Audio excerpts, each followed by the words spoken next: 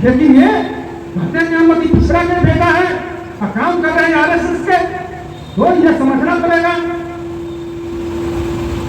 कुछ साथी प्रखंड का भी शिकायत कर रहे थे, हम लोग देखेंगे, विधिवत देखेंगे, सरकार आपकी है, लेकिन जो पदाधिकारी भाजपा एमएलए का अगर तलवा चाटने का जो काम कर रहा है, उसको भी हम लोग छोड़ने वाले लोग नहीं हैं, उसका भी हिसाब हम लोग चुकता करेंगे। लेकिन अगर कोई गलत दाखिल खारिज का ही मामला आया, तो जिनका सही दाखिल वाला का कागज है और आपसे अगर रिश्वत मांगा जाता, तो कम से कम शंकर यादव को एक कॉल जरूर कीजिए कि हमें जो है कि रिश्वत मांगा जा रहा है। हम भ्रष्टाचार राजनीति का बुनियाद, हमने भ्रष्टाचार के खिलाफ हम लड़ाई लड़ करके हाथ पकाए हैं। और आने वाला समय में आप लोग को हम आश्वस्त करना चाहते, ये जो भ्रष्टाचार जो 20 सालों से जो ब्लॉक में जो लगा करके रखे हैं, अगर भ्रष्टाचार अगर नहीं होता तो ये होटल करोड़ों रुपए का कहां से बन जाता साथी, ये तो समझने की जरूरत है। और मुजफ्फरपुर में जो 15 कट्ठा 20 कट्ठा जमीन कहां से आया, तो भ्रष्टाचार बढ़ाए हैं, इसको तो समझना है, गांव में समझाने की जरूरत है कि ब्लॉक में अगर भ्रष्टाचार मिटाना है तो अशोक सिंह को यहाँ से हटाना पड़ेगा साथी, तमाम लोगों को संकल्प लेना पड़ेगा। लेकिन अभी चुनाव है 2024 में नेता का ऐलान हो गया है कि आडवाणी जी का रथ आदरणीय लालू यादव जी ने बिहार में रोकने का काम किया था, और यही बिहार की धरती माननीय नीतीश कुमार के नेतृत्व में मोदी का रथ रोकने का काम करेगा साथी। इन्हीं बातों के साथ हम अपनी बात को भी समाप्त करते हैं और लगन अभी खत्म हो रहे हैं, लगन खत्म हो रहने की बात है। अगर 2024, मैं बार बार बोलता हूं कि 2024 में अगर मोदी को आप नहीं हटाते इस देश से, तो शायद उसके बाद मोदी बन जाएंगे, पुतिन बन जाएंगे। पुतिन को जानते हैं, उन्होंने संविधान बदल करके आजीवन राष्ट्रपति के पद पे रहेंगे, जब मर्जी होगा तब हटेंगे। ये जो आरएसएस का जो विचारधारा है, अब नया जो बना वहां पे दुनिया का सबसे सुंदर आज भी आपका संसद भवन था, फिर नए बनाने की क्या आवश्यकता पड़ी, इसलिए नया संसद बनाया गया। पुराने जो संसद छोड़ा गया है, उस संसद में अम्बेडकर साहब ने इस देश का संविधान लिखने का काम किया था साथियों, ये अंदर से चल रहा है। इस चीज को समझना पड़ेगा कि दुनिया का जब सबसे सुंदर घर हो मेरे पास, तो फिर एक घर बनाने की क्या आवश्यकता पड़ गई। अगर सीटें कम होती, ज्यादा मकान होता, तो आप बनवा दे, उतना पैसा से तो कहीं आप फैक्ट्री लगा देते, तो हजारों हजार लोग उसमें रोजगार पाते। आपने कहा था कि 2200 करोड़ लोगों को हम नौकरी देंगे, कहां चला गया वो नौकरी कहां चला गया।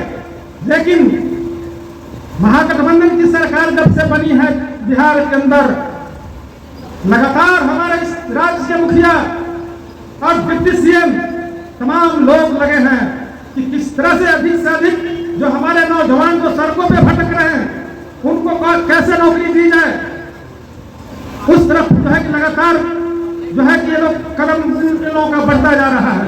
उसी कड़ी में अभी शिक्षक बहाली लाया गया है, सबसे उम्दा, मतलब 90 आदरणीय लालू यादव जी का जिस समय सरकार था, उस समय लोक सेवा आयोग के तहत शिक्षकों की बहाली हुई थी। उसके बाद बीच में जो है वो प्रक्रिया भंग कर दिया गया।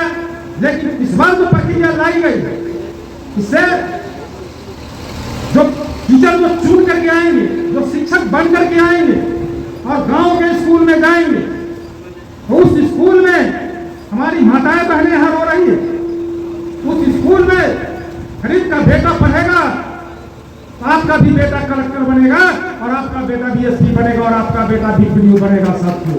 ऐसी व्यवस्था इस बार महागठबंधन की सरकार ने किया है। महागठबंधन सरकार केवल भाजपा के पास कोई काम है, इनके पास कोई चरित्र नहीं, इनके पास तो कोई चरित्र नहीं, जो अच्छा काम कर रहा है उसको ये लोग परेशान करते, चाहे वो ईडी का मामला हो चाहे सीआईडी का मामला हो। नाजायज रूप से आप देख रहे हैं कि दिल्ली से लेकर के और बिहार ही नहीं जो है कि बंगाल तक के लोग जो है कि काम करने वाले लोगों को जो है कि इनके विपक्ष में जो लोग हैं उनको जो है कि परेशान करते हैं। तो जनता इस बार देश की जनता सब जान गई है। इन लोगों का जो नकली मुखौटा लगा करके जो चाय बेचने वाला का जो बेटा बने हुए हैं, तो जनता इस बार देश की जनता समझ गई है। और जब समझी है तब जाकर के इस बार जो चुनाव हुआ तो राहुल गांधी को सफलता मिला है, तब सब साथी जानते हैं। तो इस बार पूरा देश से इनका सुफरा सफाया होने वाला है। इसलिए है तौबा लोग कर रहे हैं, तो है तौबा करने से कुछ होना जाना नहीं है। सब हम जीएसटी पर बोलना चाहते, जीएसटी आपने लाया टैक्स सबसे ज्यादा 85% लोग कौन लोग हैं? अगर सबसे ज्यादा अगर टैक्स देते हैं तो ये 85% लोग टैक्स देते हैं, क्योंकि जितनी आपकी आबादी है उसी हिसाब से टैक्स भी हो जा रहा है इस सरकार में। तो सबसे ज्यादा सरकार में आपकी हिस्सेदारी होनी चाहिए। उसी के तहत आदरणीय लालू यादव जी जनगणना कराने के लिए आज नहीं, विगत 15 सालों से लगातार चिल्लाते रहे कि आर्थिक और जातीय जनगणना हो। जनगणना होने से बोले थे विश्वनाथ जी यार जनगणना जब होगा उसी से सब चीज खुलासा हो, उसी से खुलासा होना है। और हम और आप कैसे हैं, ये भाजपा आरएसएस के लोग षड्यंत्र रच करके कोर्ट में जाकर के इस जनगणना को रोकवाने का काम किया है। फिर भी हमारे नेता हार नहीं माने, लगातार बोलते आ रहे हैं कि हमारा जनगणना करा करके ही रहेंगे। तो हम लोगों का भी दायित्व बनता है कि अगर कोई नेता अगर हमारे लिए लड़ रहा है और कोई बाधा अगर पहुंचा रहा है, तो हमें भी जरूरत है कि सड़कों पे उतर करके विरोध करने का। सोने का समय नहीं है साथियों। अगर जो अभी देश में जो माहौल चल रहा है उसमें अगर हम आप सो जाते हैं तो आने वाला पीढ़ी हम लोगों को गाली देने का काम करेगा। साथियों गाली देने का काम करेगा। तो गाली सुनना चाहते या कि अपने बच्चे का भविष्य सुधार करना चाहते, भविष्य को सुरक्षित रखना चाहते, ये आपके हाथों में है सर, आपके हाथों में। तो इन तमाम जो चीजें हैं, तो जीएसटी पर हम बोल रहे हैं, तो ये जीएसटी अडानी के उतने लगेगा, 18% लगेगा। अडानी के कपड़ा खरीदने जाएंगे तो शंकर यादव भी कपड़ा खरीदने जाएगा तो मतलब 18 रुपए जीएसटी लगेगा। अब भाषा माझी हम जाएगा खरीदने तो 18% जीएसटी लगेगा। ये कैसा न्याय है भाई? कैसी सरकार है? ये कैसा प्रधानमंत्री है? तो देश को अभी तक ऐसा गलत प्रधानमंत्री भारत को कभी नहीं मिला था साथियों, कभी नहीं मिला था। कहने में कोई हर्ज नहीं है।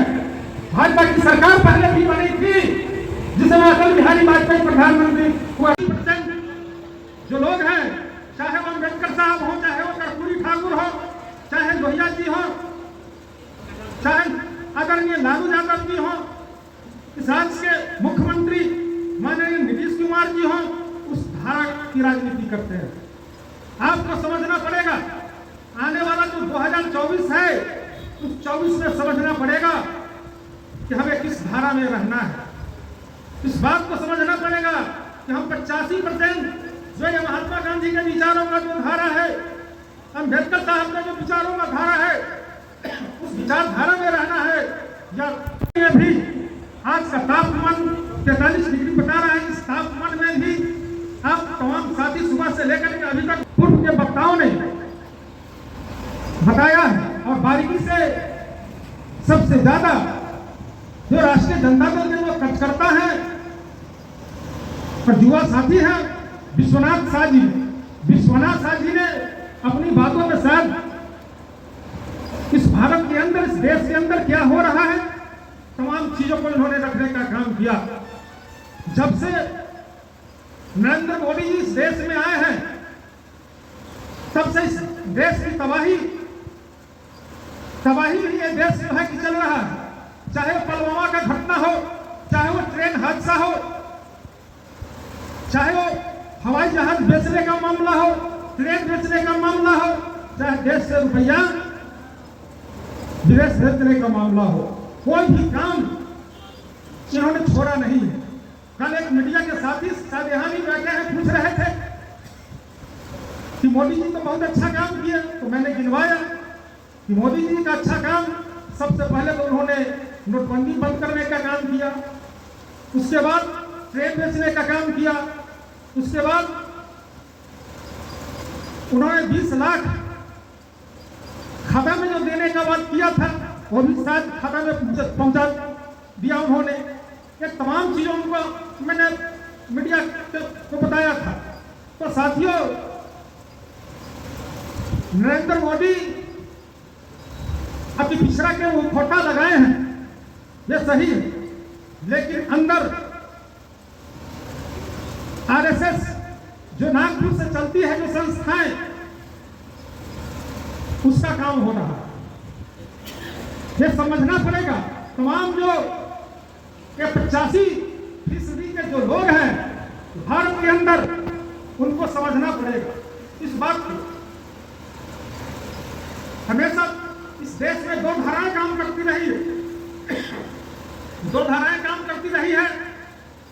एक धारा महात्मा गांधी की धारा और दूसरा जो है नाथूराम गोडसे का धारा। नाथूराम गोडसे का धारा ये आरएसएस संचालन करती है।